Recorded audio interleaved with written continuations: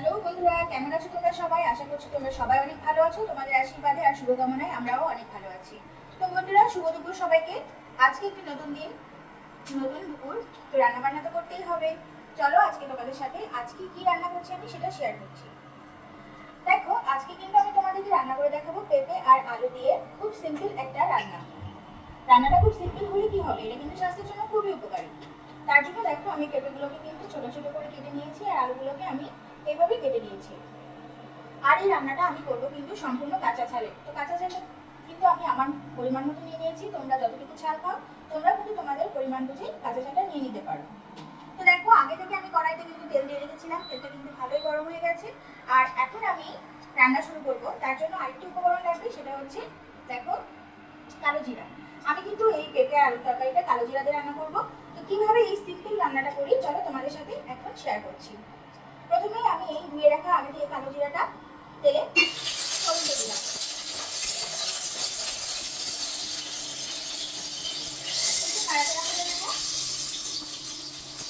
আমি তোমাদের সবসময় বলি, ফোড়নের রান্না কিন্তু সবসময় বুঝে শুনে তোমরা রান্না করবে, কারণ ফোড়ন যদি ভুলে যায় তাহলে কিন্তু আর খেতে মোটেও স্বাদ লাগে না।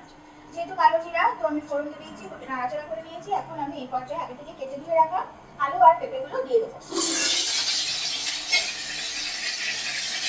নাড়াচাড়া করে নেবো ভালোভাবে। দিয়ে দেবো পরিমাণ মতো লবণ।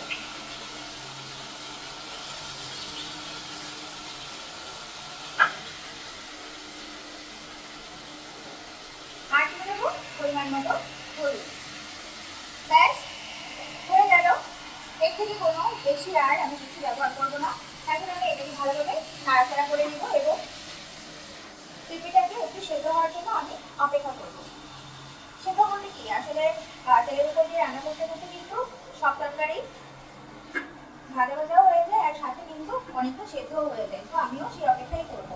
তোমরা এখানে একটু তাড়াতাড়ি সেদ্ধ হওয়ার জন্য বা ভাজা ভাজা হওয়ার জন্য জল ব্যবহার করতে পারো, কিন্তু আমি এখানে করছি না। কারণ আমি এই রান্নাটা একটু ঝোল ঝোল অবস্থাতেই রাখবো।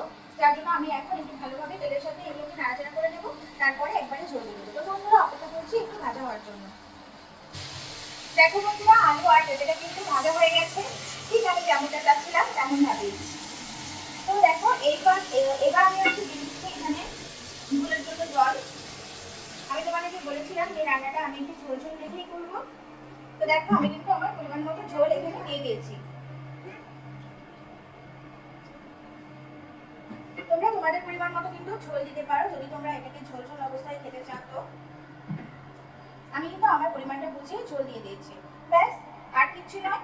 এখানে ব্যবহার করবো আমি সামান্য পরিমাণে চিনি, কেননা এটা নিরামিষভাবেই রান্না করা হচ্ছে।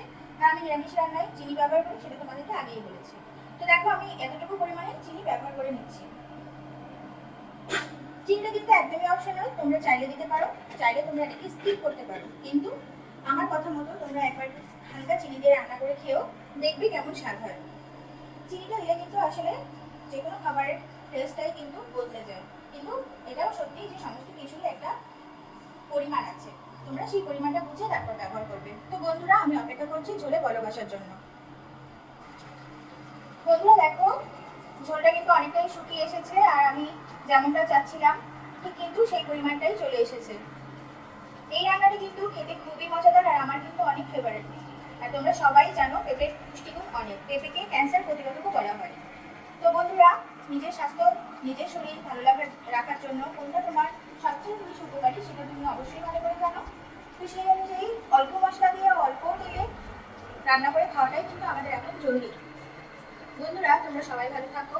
আমার এই ভিডিওটি যদি তোমাদের ভালো লেগে থাকে অবশ্যই তোমরা ভিডিওটি লাইক করো। ভিডিওর কমেন্ট বক্সে আমাকে তোমাদের মূল্যবান মতামত জানাতে কিন্তু একদম ভুলো না।